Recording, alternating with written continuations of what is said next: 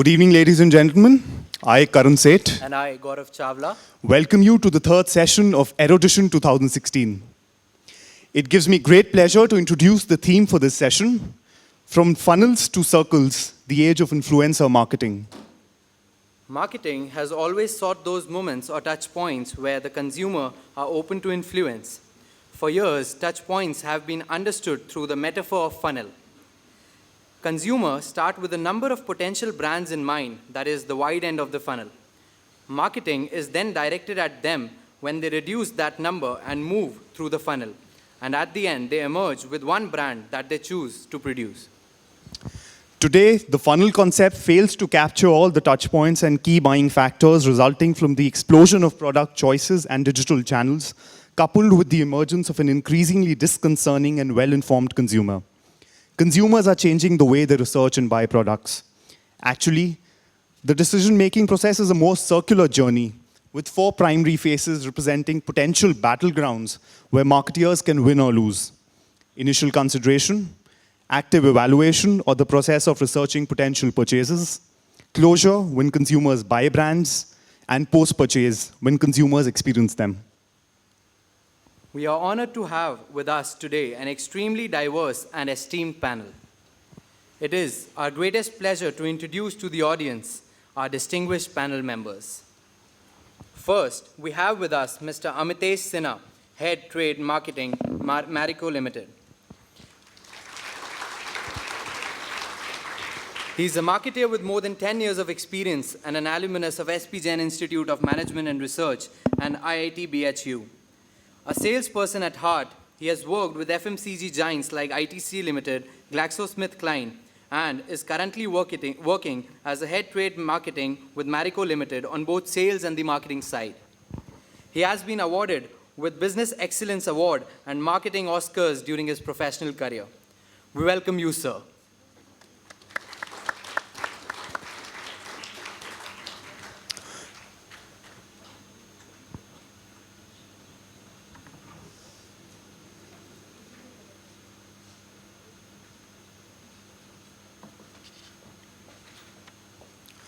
We have with us Mr. Arijit Ray, co-founder and managing partner at Paperboard Brandworks.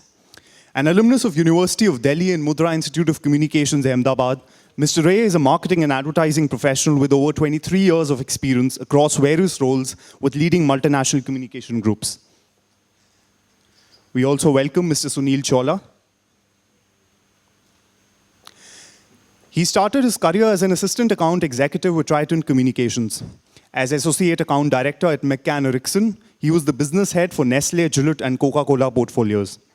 At Rediffusion DYNR, he was first the Account Director for Maruti Suzuki, Airtel, and GPI portfolios, then the head of the Kolkata office, and later moved to the New Delhi office as General Manager for the Airtel National Business. As Executive Vice President, Saatchi & Saatchi, he was the business head for Mahindra Renault Logan and headed the Reliance Infocom portfolio. He also played leadership roles in critical telecom assignments.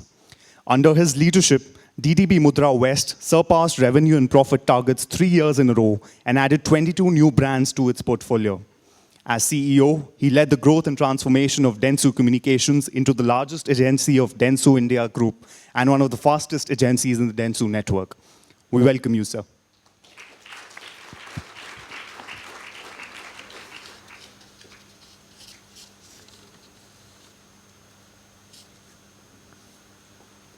We now also have on stage Mr. Sunil Chawla. Sir is the founder and CEO of Vivigo Technologies Private Limited, an engineering graduate from IIT Delhi, over 19 years of international experience in product creation, technology, and team management. He spent 10 years in United Kingdom working for companies like Philips Semiconductors and ST Ericsson mobile phones. Mr. Sunil was a part of the team that designed world's first 4G cellular modem at ST Ericsson in the UK. He headed the product engineering division for Cadence Design System India prior to founding Vivigo. We are pleased to have you with us, sir.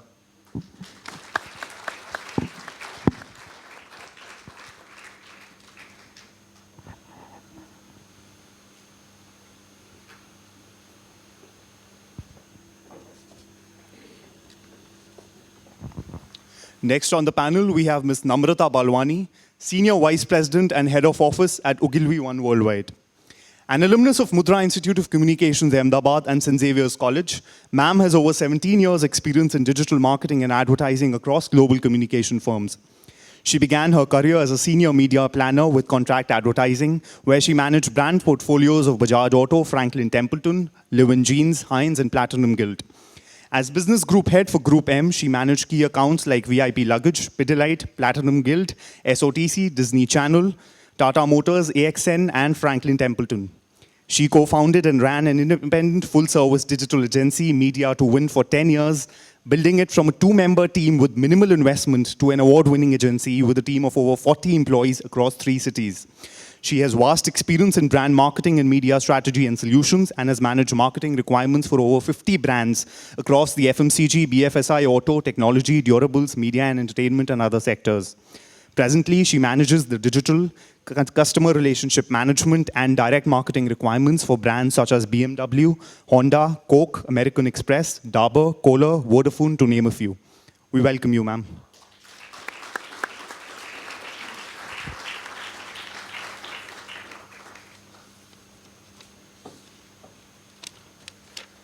We also have amongst us today Mr. Kusumakar Pandey, Vice President at Godfrey Phillips India Limited. He is a strategy and execution specialist. He has conceptualized and spearheaded profit centers across consumer technology businesses. He has built brands and micromanaged turnaround of mid-sized and ailing business and business units. Over the past 16 years, he has consistently been a part of the core advisory and execution team of leading Indian business promoters and CEOs, having set up growth offices and executed large-ticket inorganic deals. He is an alumnus of Department of Commerce, Delhi School of Economics, and an MS in Computer Science, and is quite passionate about consistently upgrading his academic professional skill sets. He is specialized in advanced analytics for marketing decisions from IIM Ahmedabad, finance from IIM Ahmedabad, and pursued an EDP in strategy from Harvard Business School. His core specialties combine technical marketing skill sets, including consumer insights, brand building and management, go-to-market strategies, and many more. We are pleased to have you with us, sir.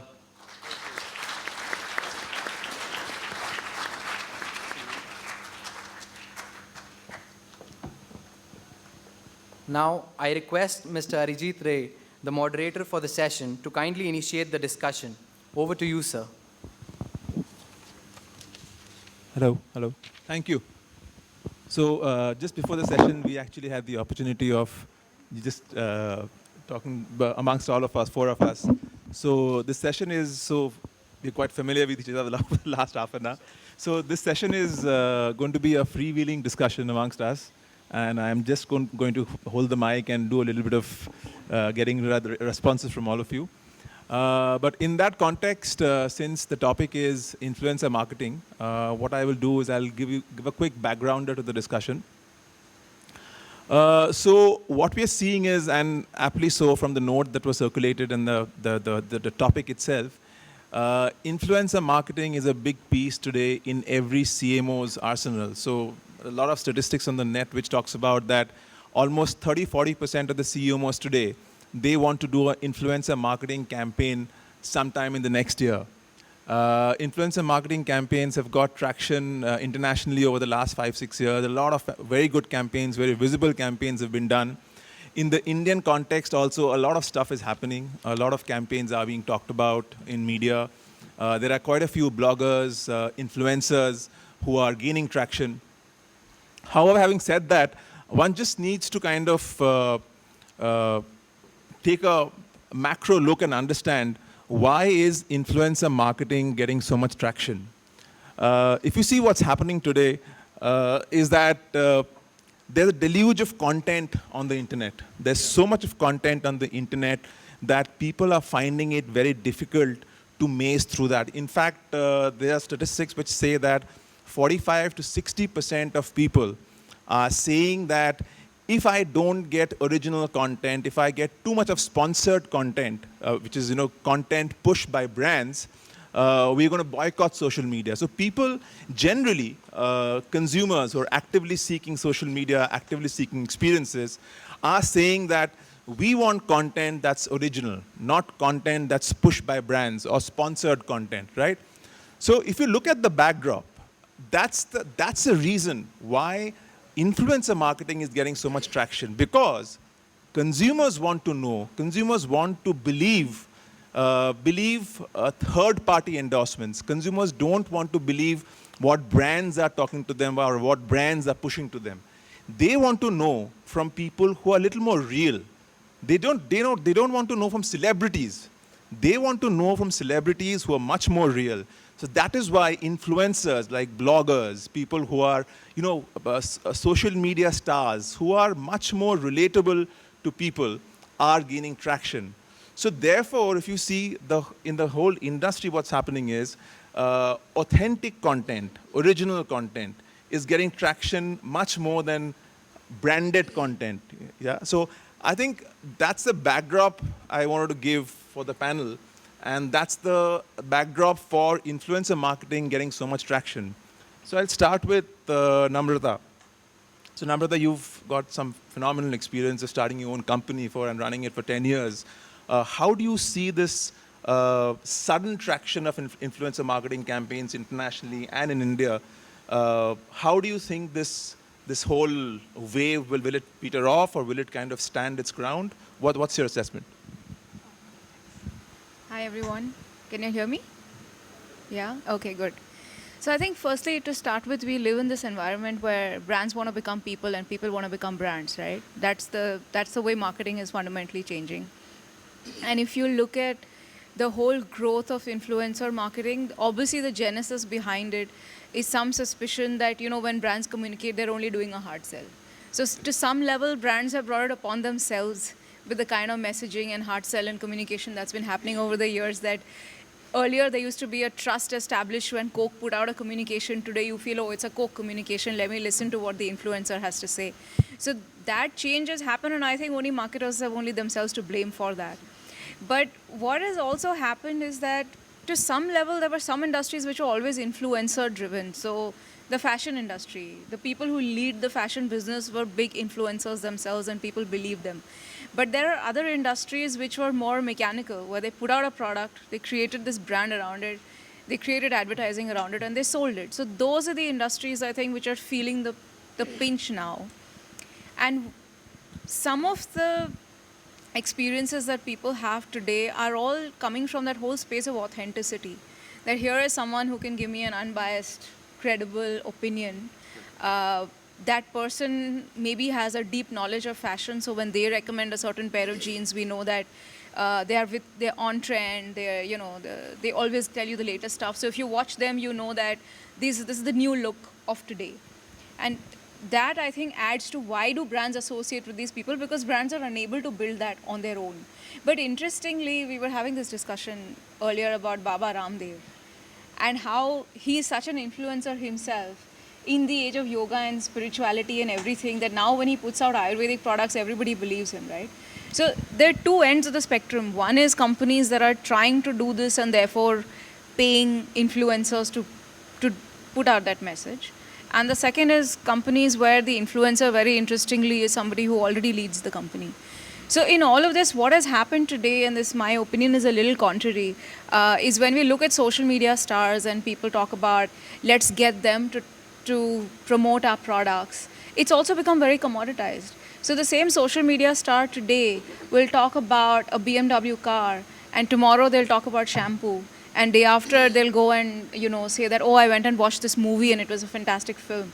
So this commoditization that is happening today, simply because it's become a format. There's a rate card. These are 50 people. This is what they charge. They'll put out messages. And we saw, I think at the time of Reliance Jio, how many celebrities copy and pasted exactly the same message. So what one has to keep in mind is it's only true as long as it remains authentic. Otherwise, even influencer marketing is as fake as any other kind of marketing. That's my opinion. I think that's a Interesting one. Yeah. Just an anecdote. Yeah. Is this working? I think this is. Okay, no problem. Just an interesting one. Just on this commoditization piece. So, my company has got a brand called Setwet. I participate in selling it, and Ranveer Singh is the brand ambassador for this thing, and so we started seeing that there was a trend. A lot of our ads somehow were getting inventoried with the Amul Macho ad. And he's also the Amul Macho brand ambassador. We actually had to call off a Twitter campaign that we wanted to do with him because, it's huge amount of misbranding and misattribution that's going to happen because of that. So I couldn't agree more with you, and this example sort of came in my mind, so I just thought I'll butt in. So I think you've touched upon a very, very important point. All of you heard of branded content, right? Now, this branded content word has become so overused and so misused is that the whole emphasis on creating fantastic, compelling, creative branded content is replaced by the urge to create branded content. So, the clients are calling agencies, boss, mere ko branded content karna hai. Can I put up some videos? So similarly, what Namrata just mentioned is that this whole aspect of influencer marketing runs the risk of getting into that space where people start pulling out celebrities. They brief their PR agency and say, go to blogadda.com and get me 20 bloggers, and I want to do an influencer campaign. So we have the danger of once again getting into that space, because if we don't focus on creating the right kind of influencer marketing with the right kind of connect, right kind of audience, we get into that space. So, Kushnuma, I just wanted to check with you. You work with GPI, which is very, very regulated, and the challenge for brands, cigarette brands, and the affiliate network is to create alternate means of communication. For you, do you think for a company like Godfrey Phillips and the cigarette industry as such, do you think influencer marketing campaign has traction? So, thank you, Arjit. Good afternoon, faculty members, students. Arjit, I would refrain from talking about the tobacco products, simply for the reason that with the laws of the land, we stay away from reaching out and influencing non-smokers. And our communication is very direct and specific to people who are of a legal age and who choose to be smokers. So, however, I have had profiles with me within Godfrey Phillips to work on my other group companies, and Namrata spoke of fashion. So, one of the brands that I have been working on over the last 6 years and worked on on the turnaround of that business is Color Bar. It's a color cosmetic brand for those who don't know it. And when we started, it was purely a strategic financial challenge that I was supposed to address. And that was around the fact that it was a good brand, was selling, but it was bleeding.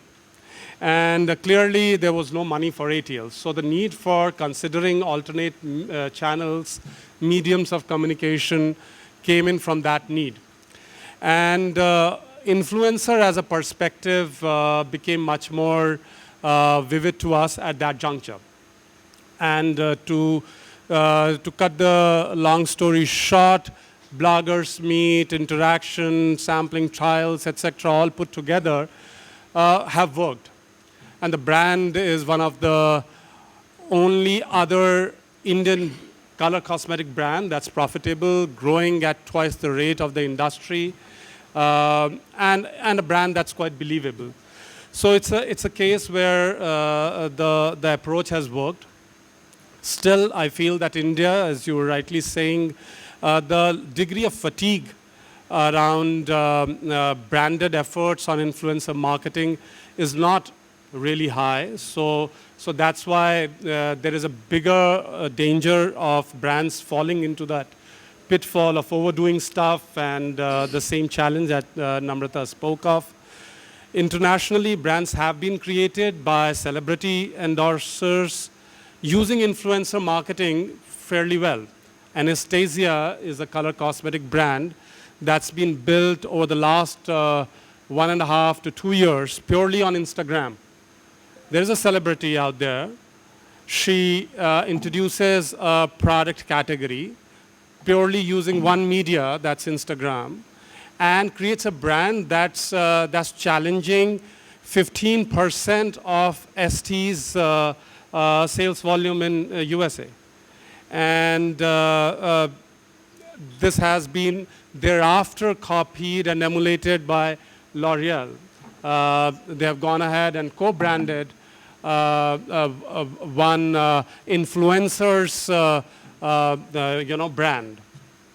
So in fashion industry, as against brands taking on influencers, there have been influencers who have decided that they should go ahead and introduce brands because their word, the circle that they matter to, their word is much more important than the big brand's word.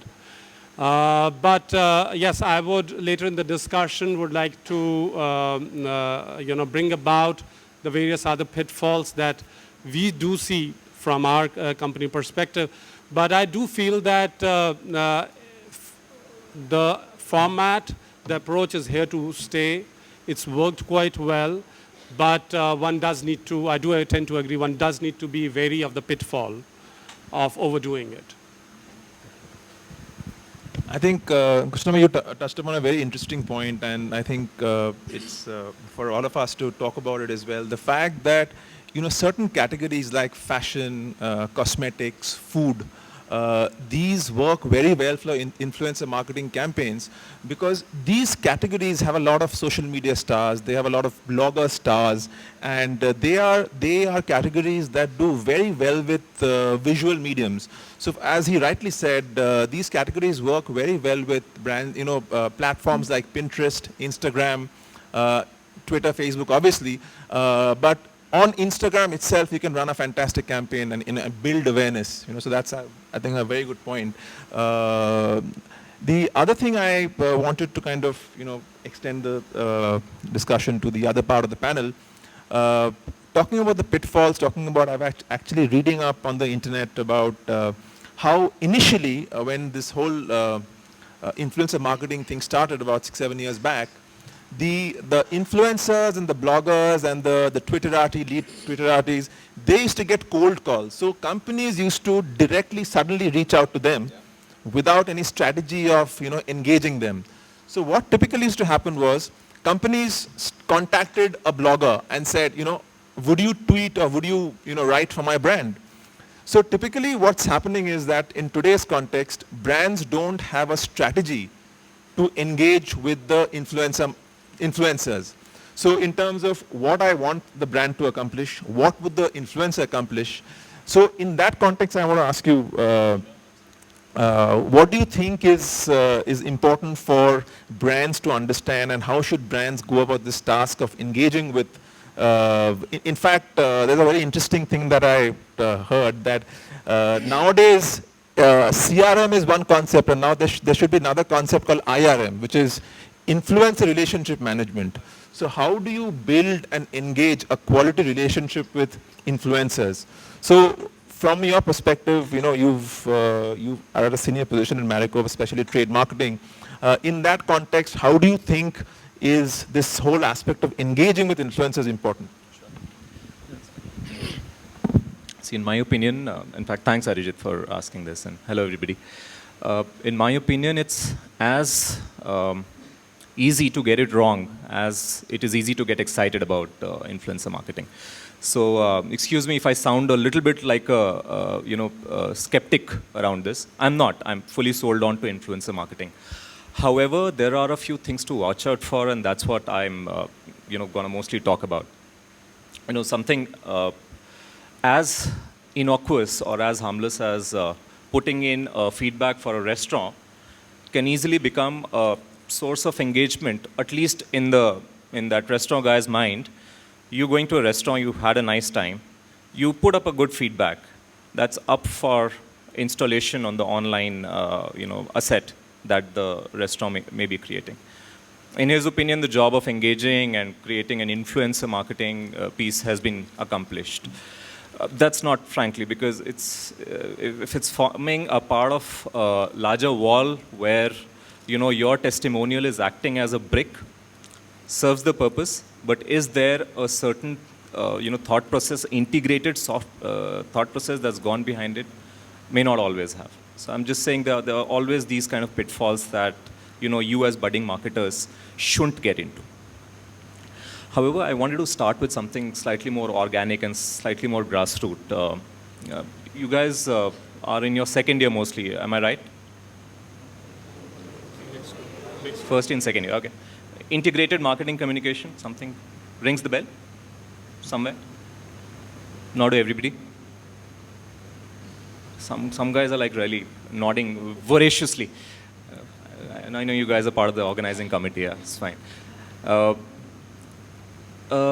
See, this, I'm sure if you may not have already read about integrated marketing communication, you will.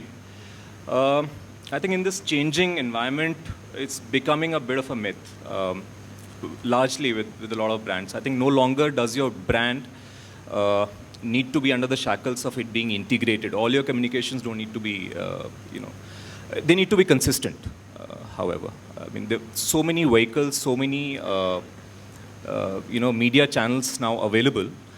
I think there is larger power on your hand to liberate yourself as a marketer from, making everything very, very integrated. Otherwise, what you will end up having is a rendition of your main copy transformed in one form or the other in pretty much all your forms of communication. So you want to do a digital leg for your campaign because of certain 5% of your budget is earmarked for doing digital.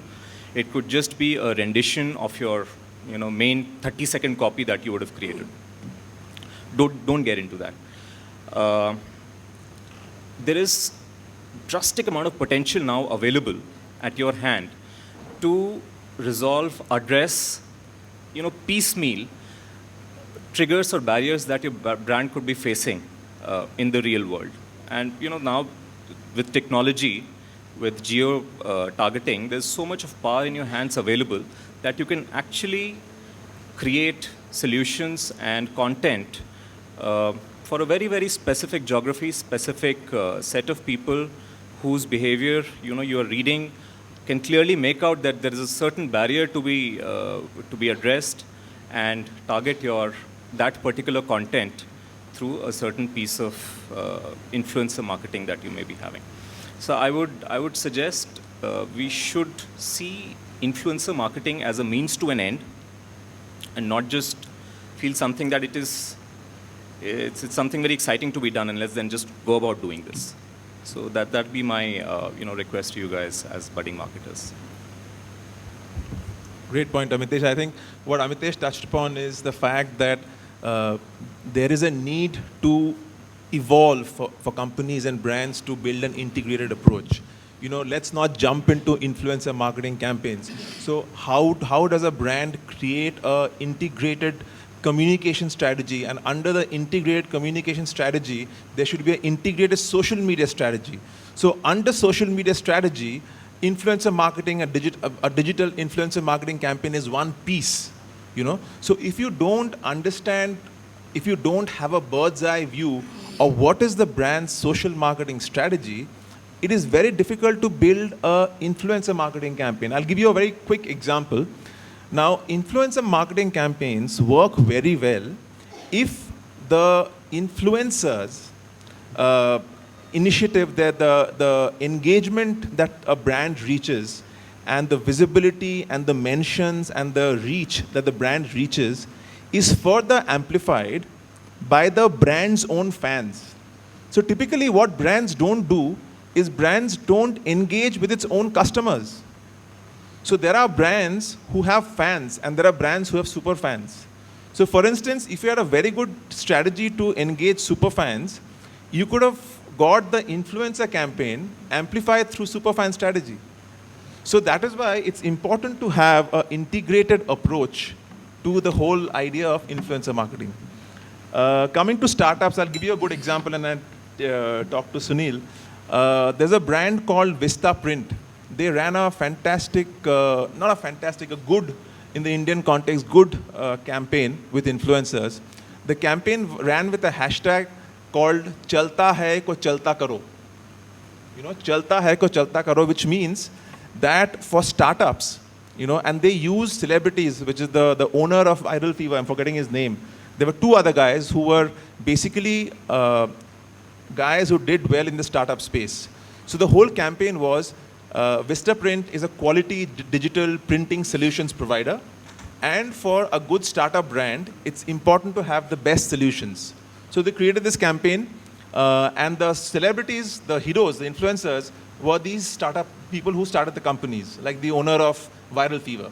Yeah?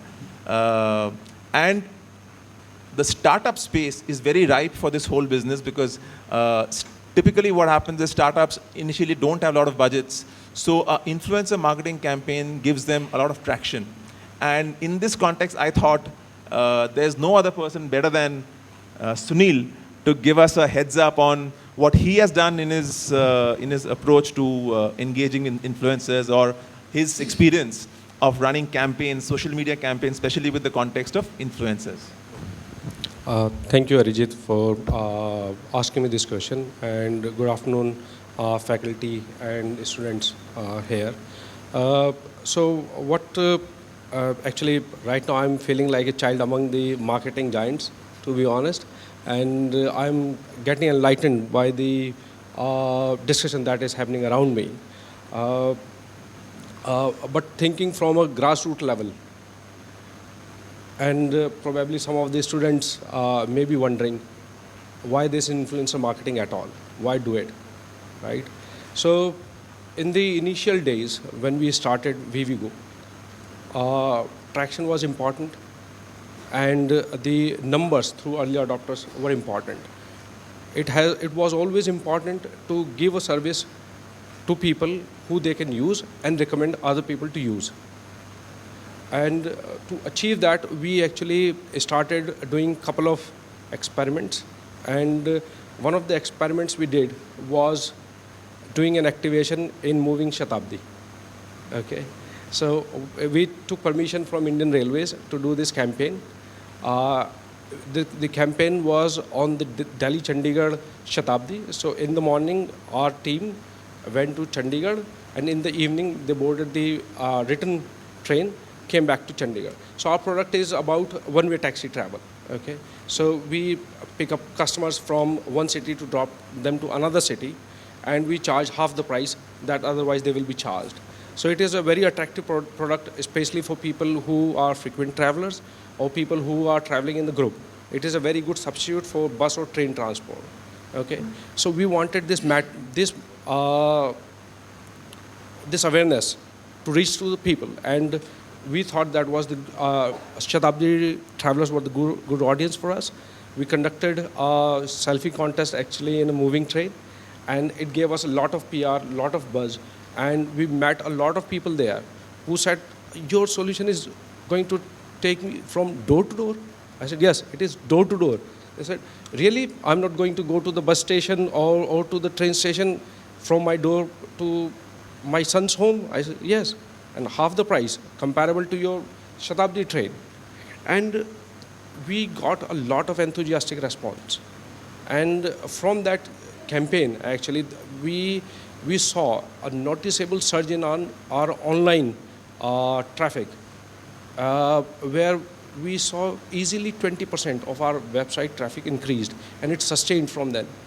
So it created a lot of buzz, not only the buzz, but also we were able to target a right type of people there.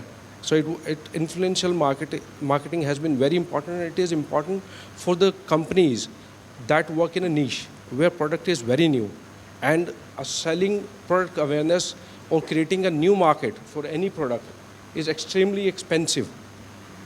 It is not easy to create awareness, and through influencers, through approaching people who can use your service, find it useful, and can talk about your services to other members is very cost effective for entrepreneurs and for startups like us.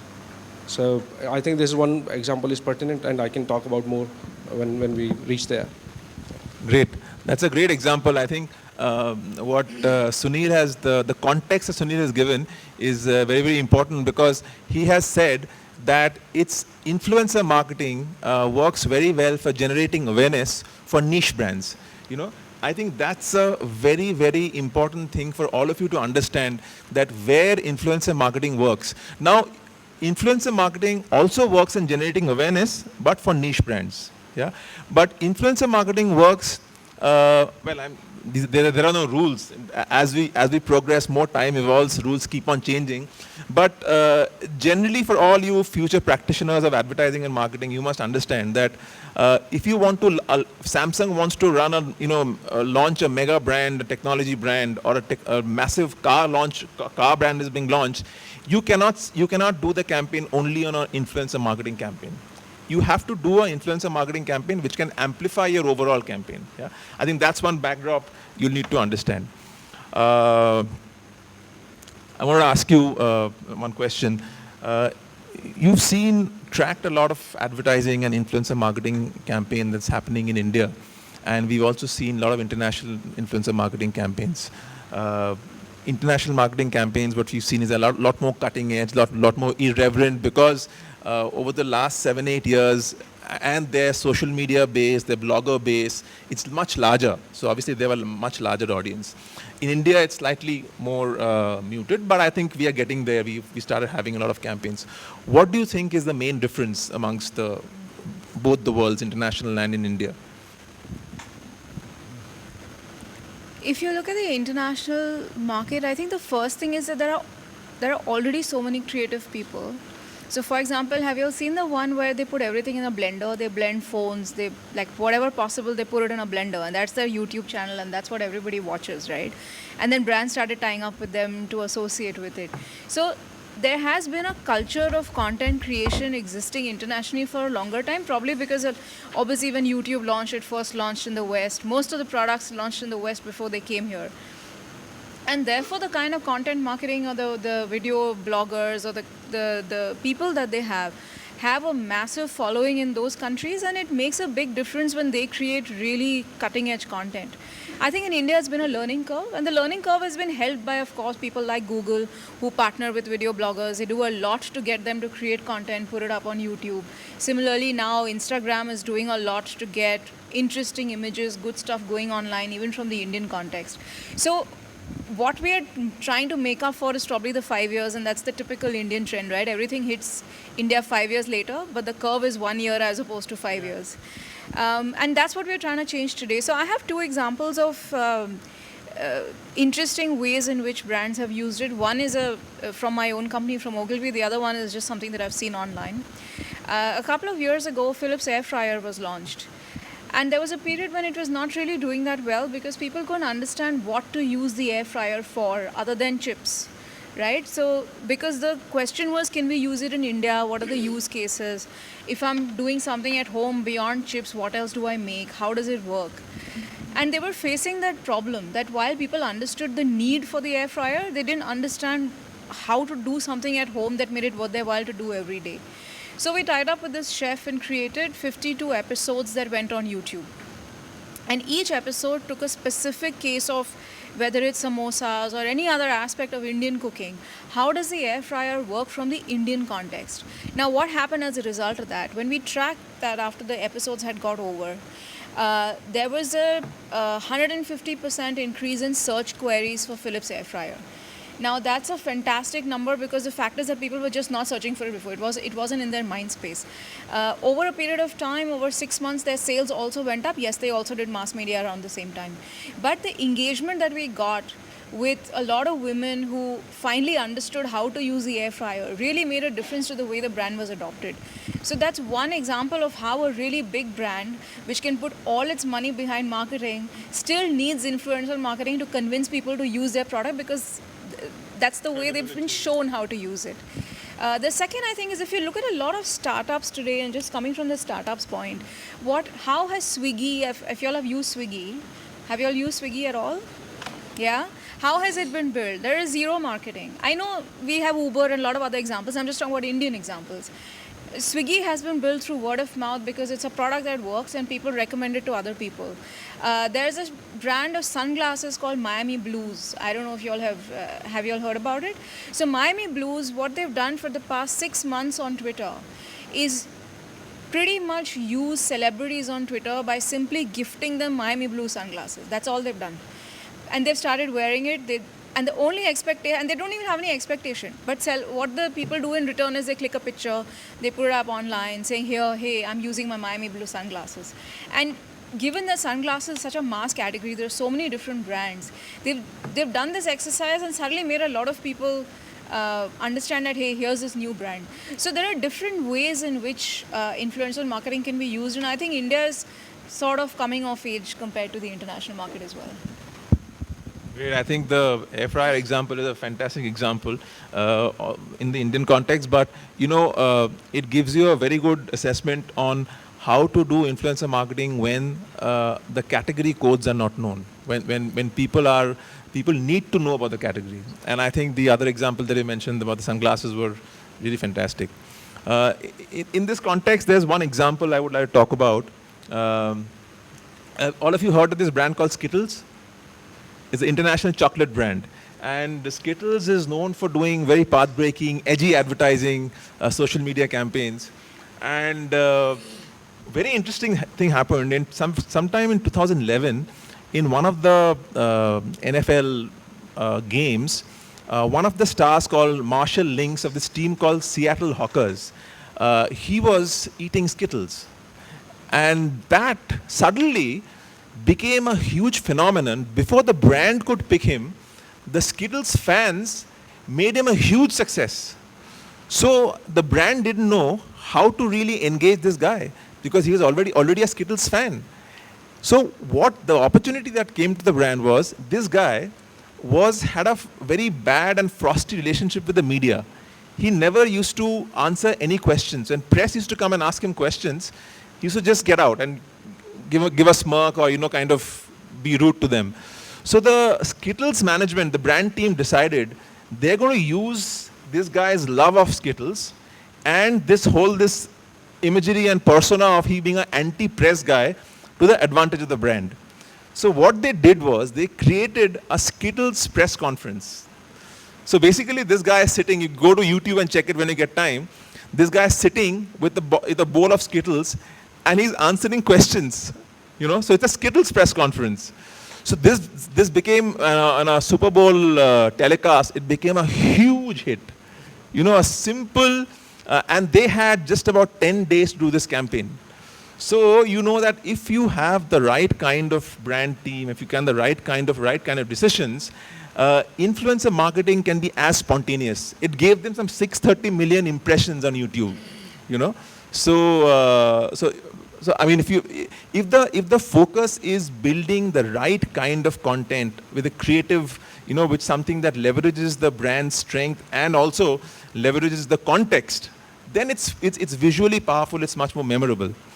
So Kusuma, just coming to you once again, when we hear such examples in the international context and in India also things are happening, what do you think brands should be careful of at this point of time where, we are in that just that, that inflection point where, this can be a phenomena or we can go into a space where we've gone into as far as display is concerned.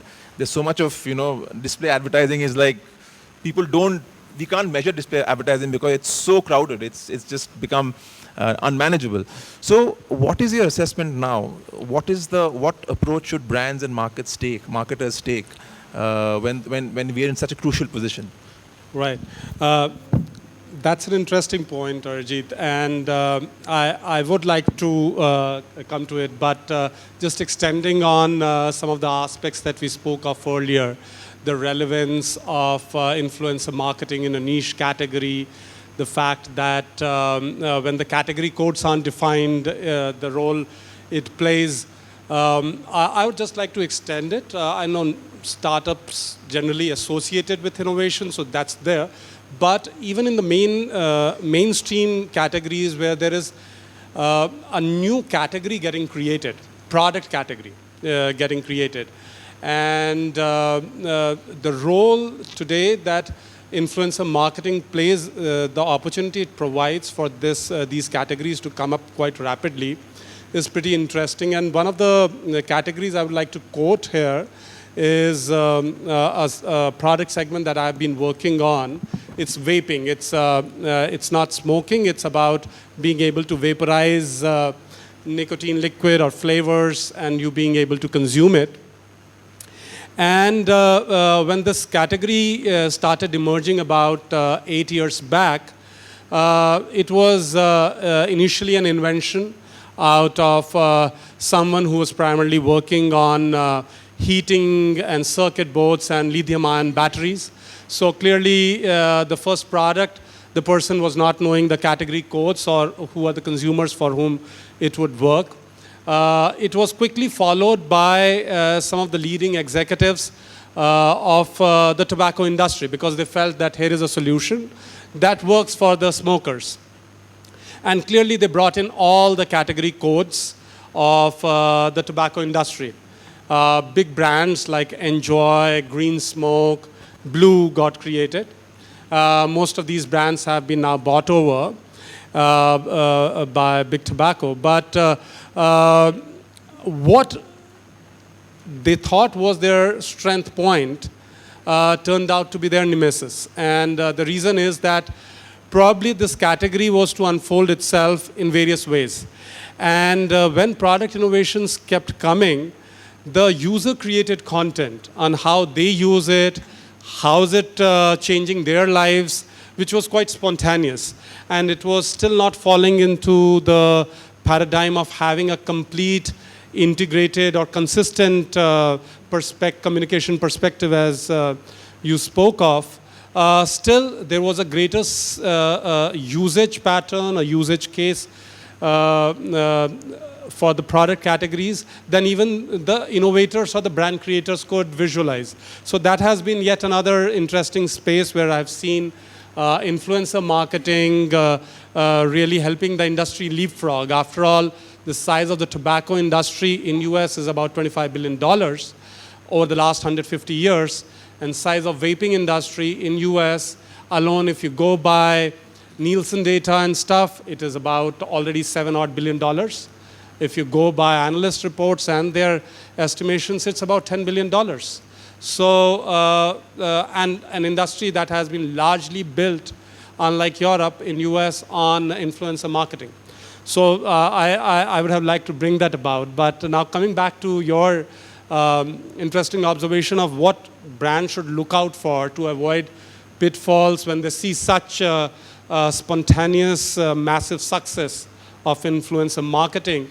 I think this topic is quite wide, and I'm sure that there are a lot of areas that are not completely seen, and I think we can discuss that. But one of the areas that I would like to pick is that if you're going to go ahead and create a campaign, you need to choose influencers or sets of, or an influencer.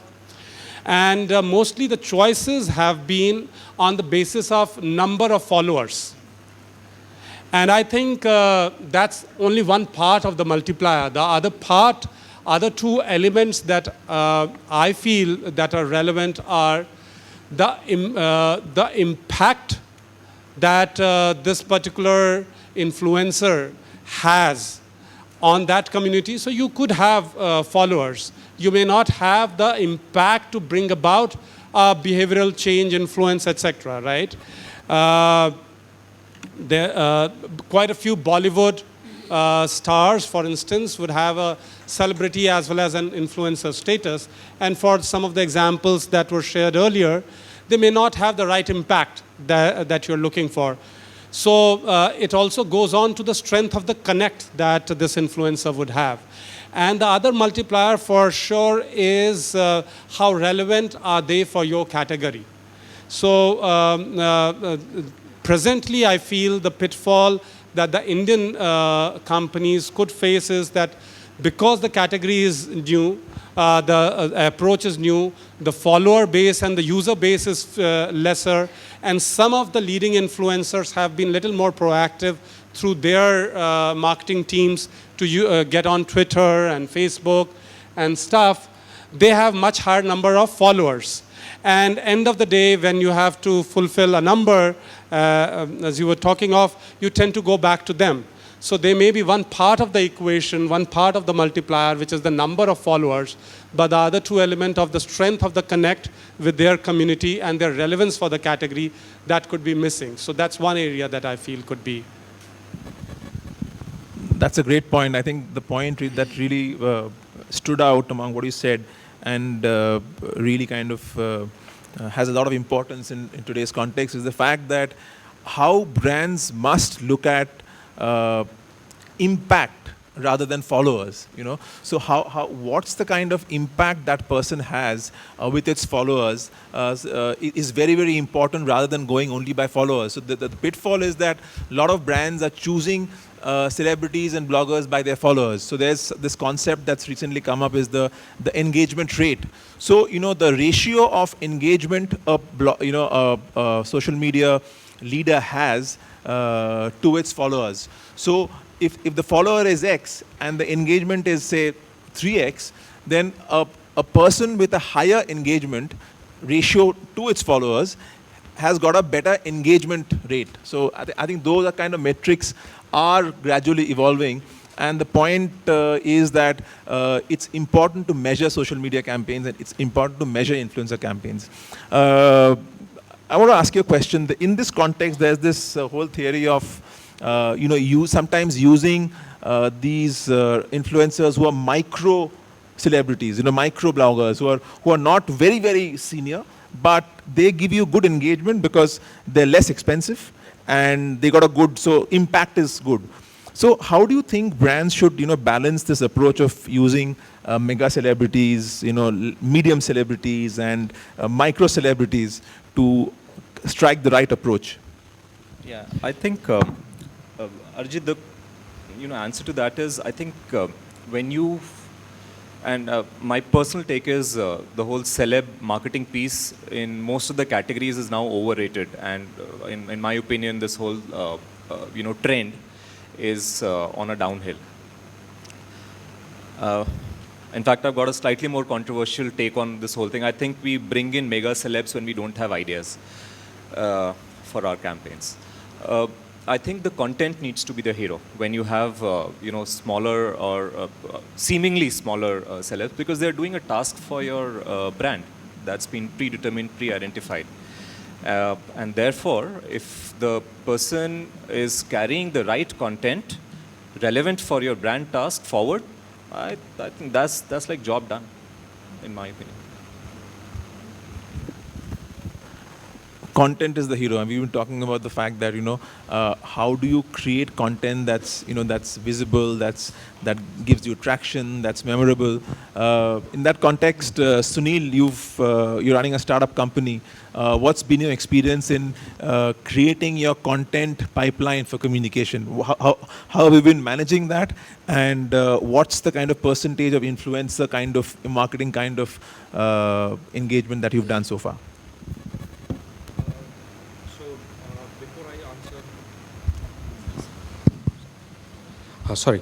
Before I answer the question, I would like to continue to build upon the point that Amitesh just was talking about. For startups like ours, engaging celebs is very expensive and costly affair. And secondly, we are also mindful that who takes the limelight. For us, the celebrity or the main character is the product or the brand.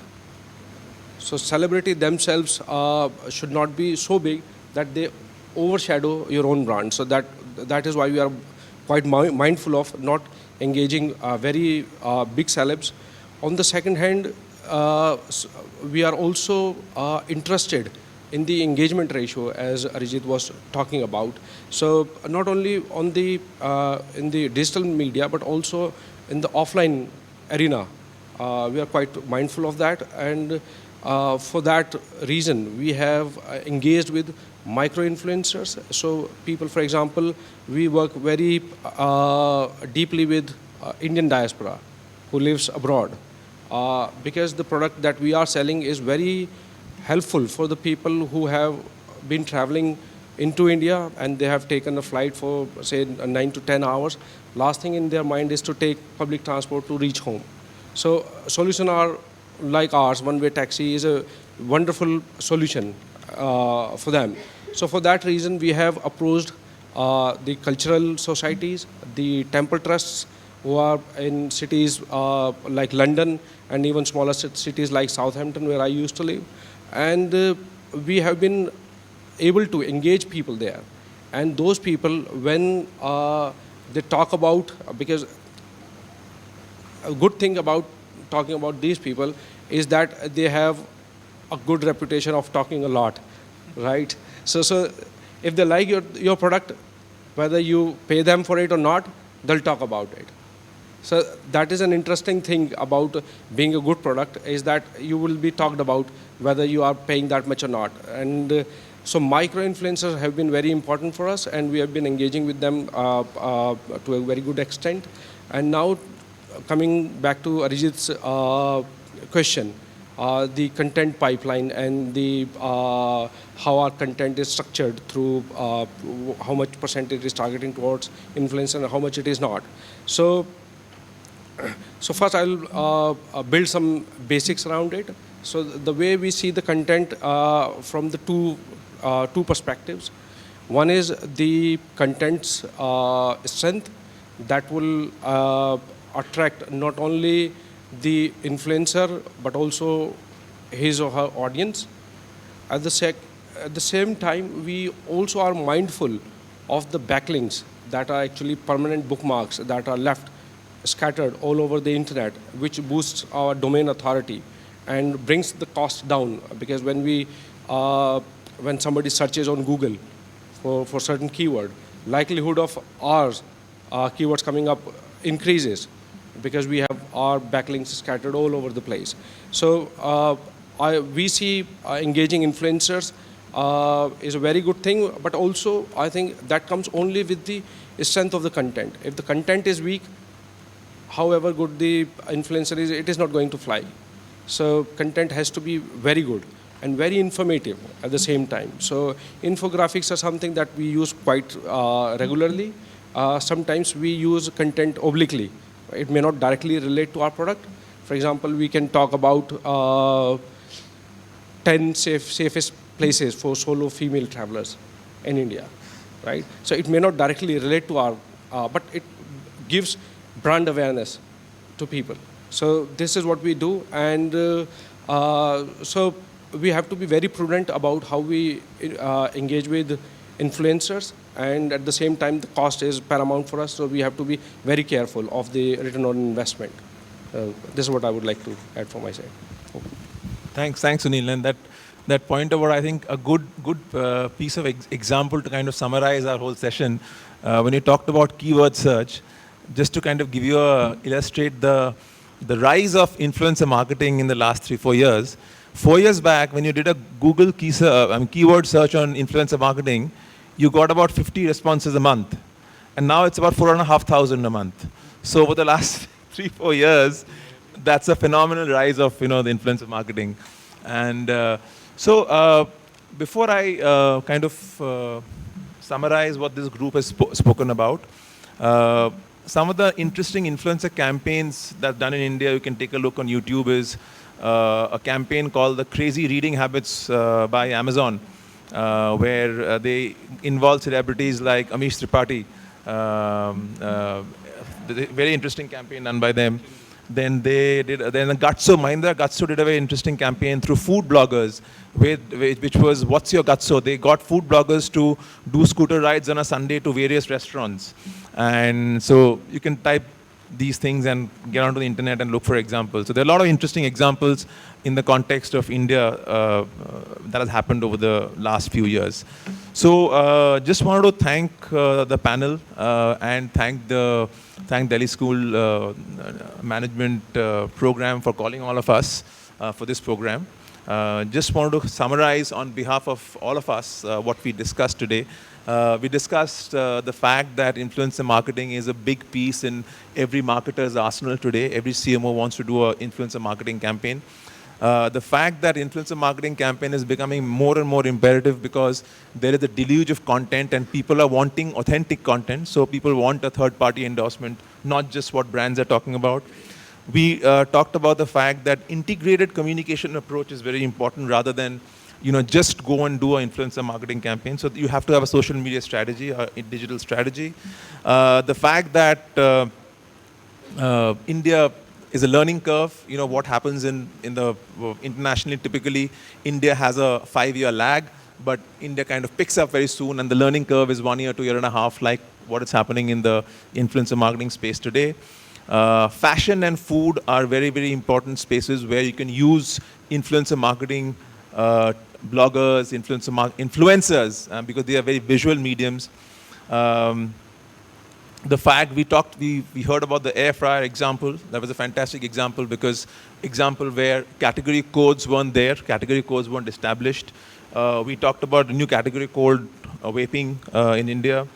We talked about the fact that impact is much more than number of followers. We talked about the fact that content should be hero. Even if you engage influencers for a campaign, you need to understand that it has to be woven, put together through a very interesting, memorable advertising content. And we talked about the importance of optimizing resources through use of micro-influencers in many cases. At the end of the day, what we are concluding is the fact that influencer marketing is a very, very big piece today. It has a huge amount of potential in the Indian context and in the international context, but we have to be very, very careful of what we do, how we do, and how we engage in that context. Any other thoughts from any of you? Okay. So it was a pleasure interacting amongst us, all of you, and interacting with all of you. Now, we would like to open this to 10 to 15 minutes of questions. If you have any questions from any of us.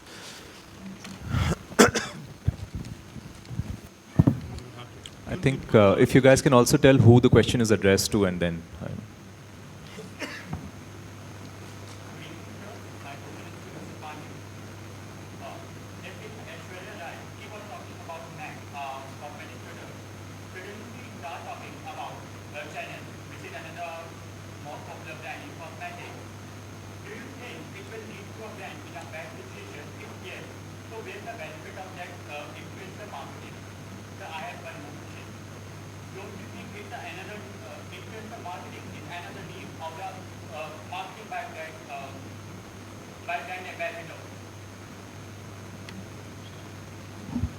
Hi, I'm guessing you're directing your first question to me, yeah?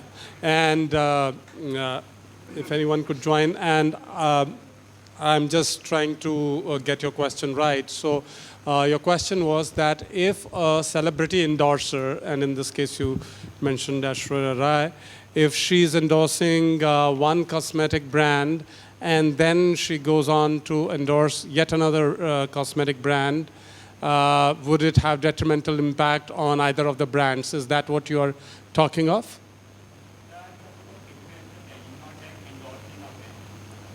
Influence. Okay, fair enough. See, that's the pitfall. The moment you come in, and that's the discussion that has been here, that once you start looking at the eyeball catching power of the influencer, and you first focus too much on the metric of number of followers, if you might end up with such pitfalls. And I can't specifically talk about this one example of Chanel versus the other brand that you are referring to, and I know which one. The impact that it can have, but it certainly can have detrimental impact. It can have a massive positive impact. You can't have one formula around it.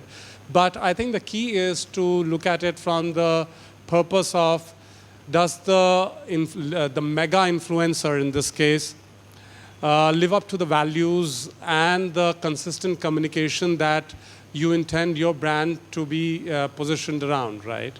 And if that bit is taken care of, if done well, a mega, I'm a bit, on the side of the fact that apart from microbloggers, there's or micro influencers, there's a role that mega influencers play.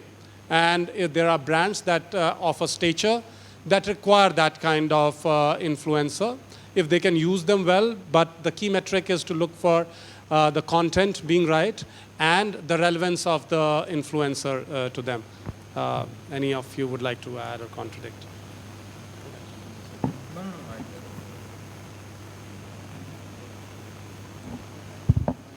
Good evening, everyone. We all know about influencer marketing as a modern marketing technique, or rather than modern marketing, it's a reframed one. So The mic, can you take the mic?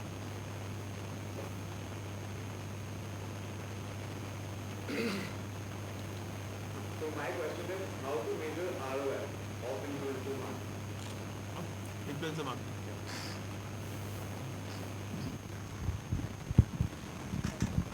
So, see, the ROI is basically in the social media space. There are various metrics which is available.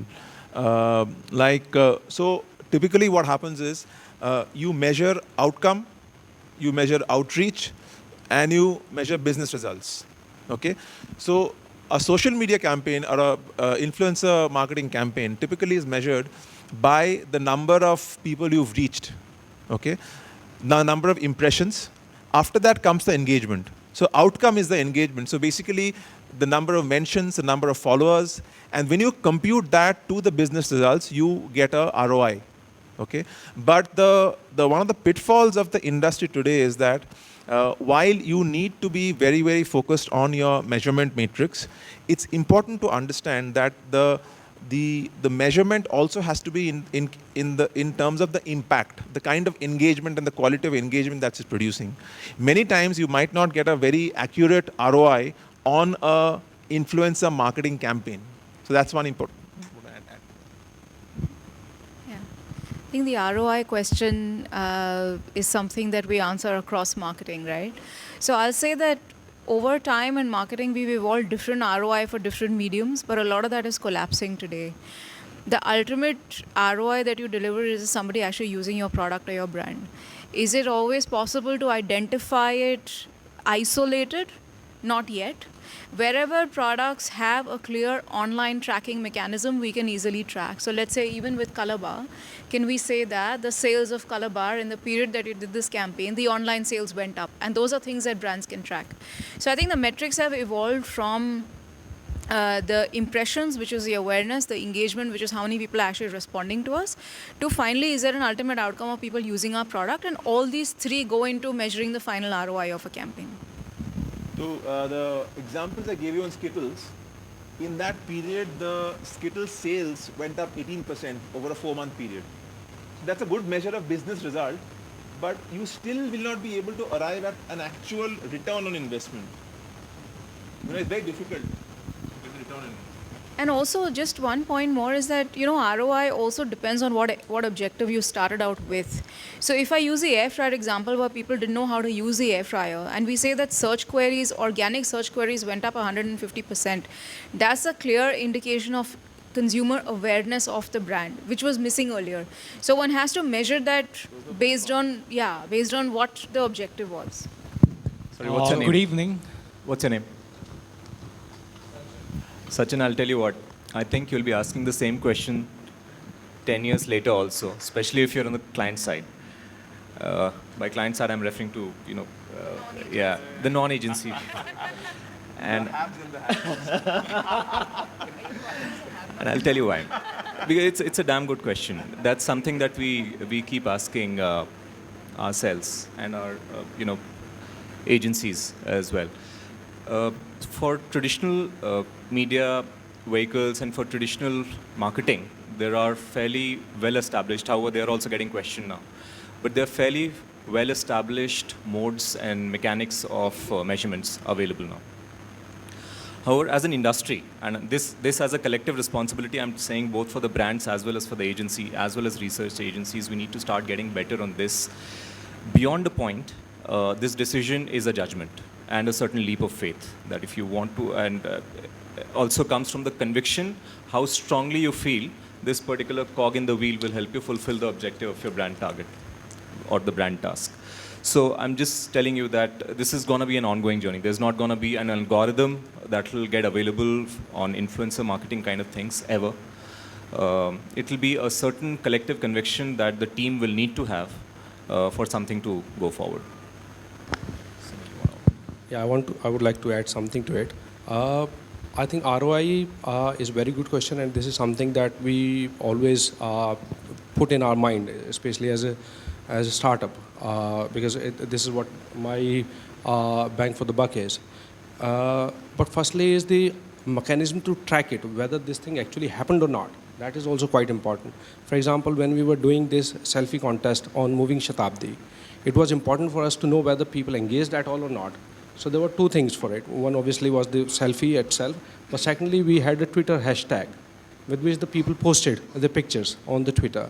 So we used the hashtag in that campaign to measure outreach and the influence of that. On the other hand, when we use offline campaigns like reaching micro influencers, what we do in order to measure it, we do certain sort of coupon code. Okay, so people use that code, and when somebody uses the code, then we know that this is the result of that marketing campaign. So that is sort of redemption. Yes, yes. So we are measuring redemption by that. So that is the hardcore ROI. That is the best form you can get. So I think that is important. A tool, first to have a mechanism to track. Once you have that mechanism inbuilt, then you can track it and then measure it. Any other questions? We have, I think, last 5 minutes.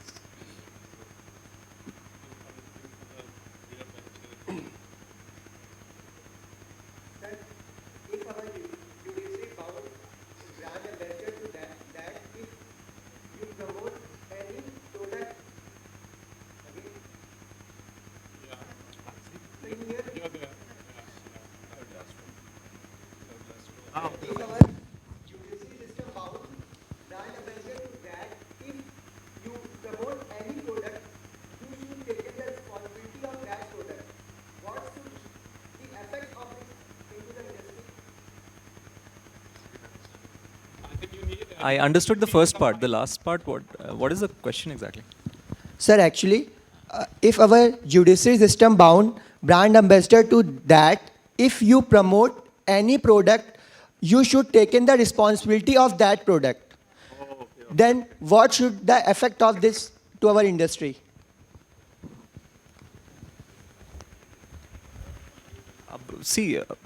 This thing has come after last year's FSSAI and Maggie, this thing only.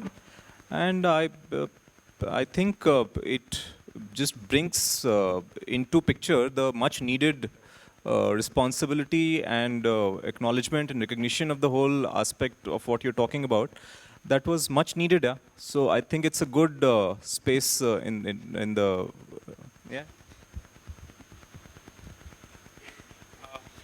I would like to.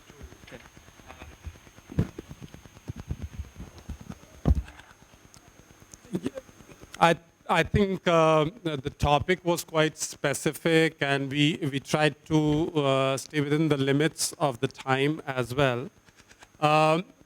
But I'll just for a moment, and picking on the question that you had about the responsibility of the brand, the discussion that we have been having to how to make influencer marketing more effective. I think there is one aspect of influencer marketing which is about its ability to do in a very cost-effective manner, much more impact on awareness, coverage, trials, etc. But I do believe that that's just the tip of the iceberg. I think there is a major revolution that has been enabled by technology.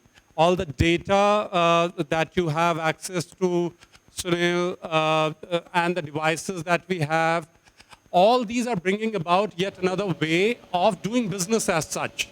And it's going back to the definition of marketing, business starting with marketing, ending with marketing.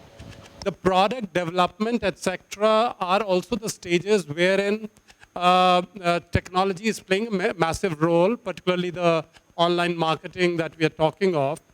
And engagement, co-creation, etc., are other co-words associated with influencer marketing. And the beauty is that if you set a foot in that direction, which I don't think you can avoid, you have to go the whole hog. So those queries, those challenges, etc., would come wherein some mega influencer has been irresponsible.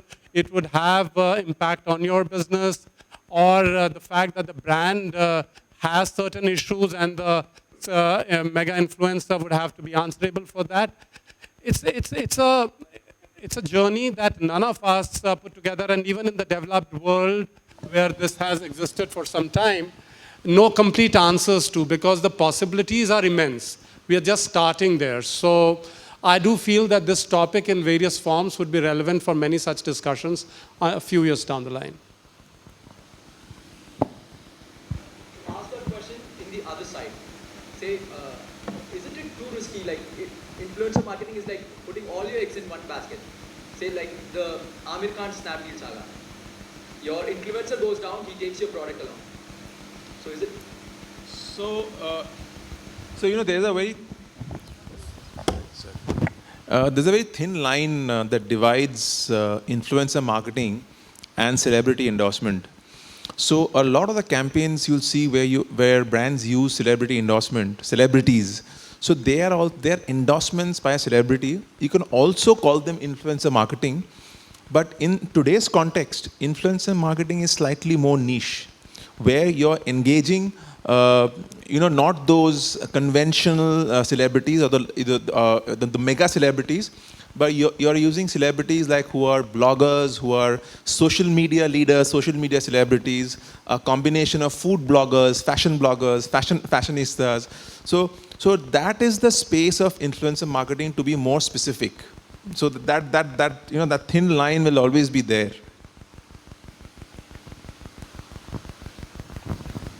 My question is, influencer marketing spread good words for the brand, but on another hand, it can also lead to the fall of the company. If the company has a huge name, then it manages the loss or damage. But don't you think, for a smaller company or a newer company, these damages are huge? Damages for a Like company loss. with negative feedback. Yes, sir. Okay. See, the moment in today's context, a brand is on social media, please understand that brands have to take the rough with the smooth. Okay, which means that you'll have a lot of positive feedback and you'll also have a lot of negative feedback. So it's a job of the company and the social media team and the brand management to kind of understand that this is part of the game. The moment you let go, see, the biggest part of social media strategies of brand is to an extent, let go. So when you're letting go, it means that you're actually letting consumers interact with you much more freely. Because when you let consumers interact with you much more freely in today's context, you get traction. Brands are regarded. Because brands want intimacy. Brands want to interact with you as if you were a person. So as a result of that, you will always have negative backlash. But negative backlash has to be managed. You cannot you just can't react to it. In fact, if I can just add to it, good point. I would take it as an advantage, that the expression is far more forthright in the form of digital medium. So there are, tools and mechanics like social listening labs, which is to do with, if you're hearing some adverse expression or feedback on your brand, you can, with the help of some designated, predefined tools, you can identify that in the digital space. That's what this whole laboratory, social listening, is all about. And you can take preemptive measures to ensure that it doesn't spread, beyond a certain limit where it can cause more damage to you. So in fact, I would say it's actually an advantage. So a lot of companies proactively are using this space as an advantage to identify these areas or these people with high cloud scores very, very early, and then address them. Actually, I would also like to add to something to the answer.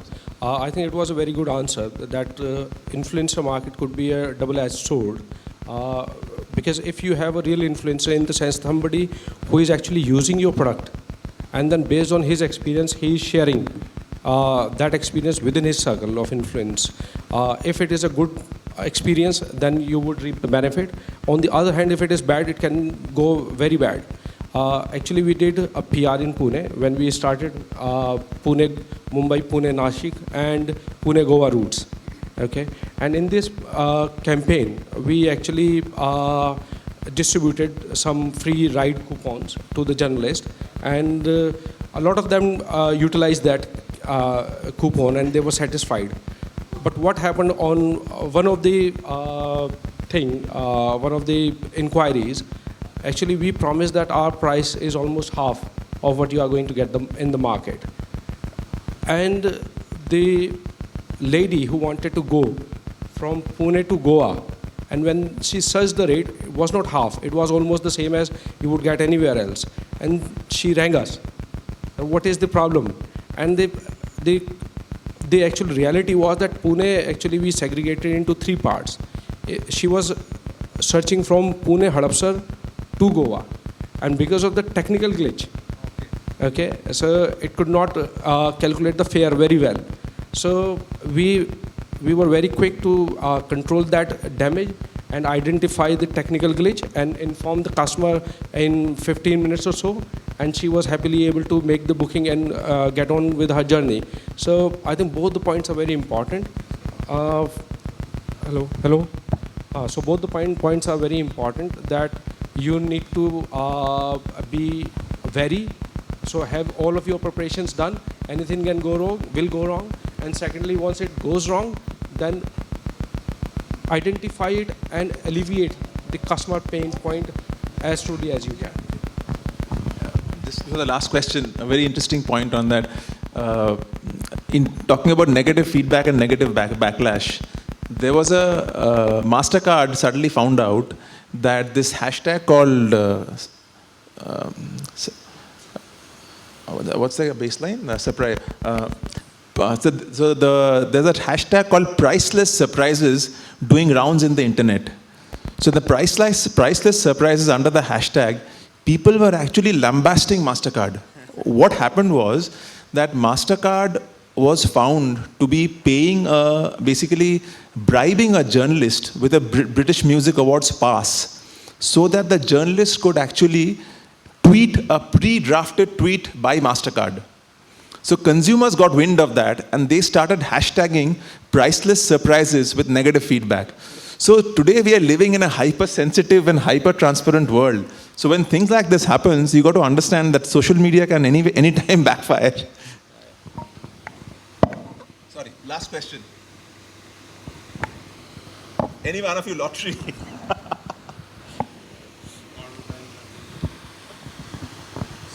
How does the rebranding of the logo and the packaging would affect the sales of a product? Like recently, Snapdeal did a rebranding of around 200 crores, and in yes, and a few months back, Instagram did it. So, but just rebranding the logo and the packaging, the customer base would be the same. Why not spend that money on the marketing of the brand and on the operations of the brand? That would increase your customer base effectively. The rebranding is part of their marketing campaign. So just rebranding the logo and the packaging does not affect the sales as much as the marketing does it. So there are various ways to look at that, right? Now, I wouldn't want to specifically comment on Snapdeal because one doesn't know what their approach was. But historically, many brands have done that. If you look at Airtel, they underwent that entire exercise. Why do you do it? There are reasons why you do it. You probably do a consumer study, you find that the brand is losing relevance with the customer. Maybe the mindset has changed over time, the brand appears, and I'm not putting this in the context of Snapdeal because we don't know their strategy. But the brand appears old. Customers or consumers today are much younger. It has to re-energize itself and give the same message but in a way that's understood by the consumer. Now to do all these things, it could be possible you continue your same brand strategy and suddenly start talking a new language. That might work for you. But in a lot of cases, the new language is completely alien to what your brand stands for. And you need to move with the times and change yourself along with it.